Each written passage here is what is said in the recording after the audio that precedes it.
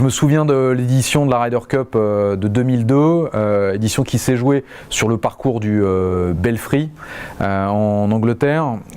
C'est une édition qui avait une saveur un peu particulière car c'est la première épreuve de Ryder Cup qui s'est jouée après les événements de 2001.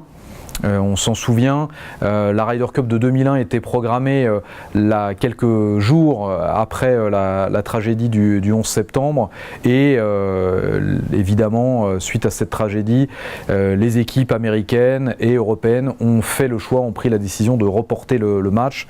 Il n'y a donc pas eu de Ryder Cup en 2001 et l'épreuve a été reportée en 2002. C'est d'ailleurs la raison pour laquelle, avec la Ryder Cup qui se jouera en 2018 en France, désormais les éditions de Ryder Cup se jouent les années paires et plus les années impaires, alors que la première édition de la Ryder Cup s'est jouée une année impaire en 1927.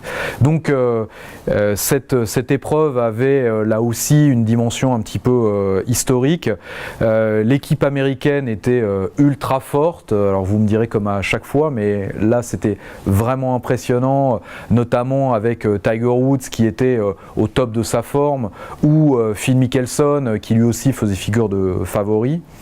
Et l'équipe européenne, emmenée par Sam Torrance, avait en face d'elle un gros morceau à avaler contre cette équipe américaine.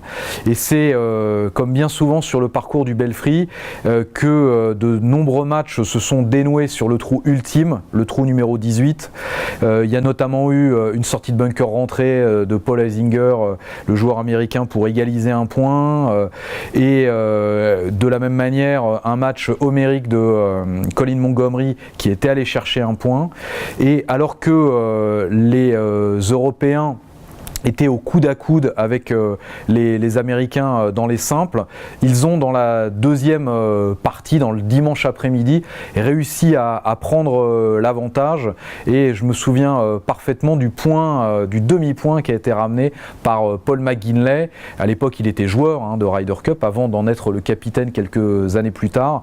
Ça s'est passé sur le green du 18.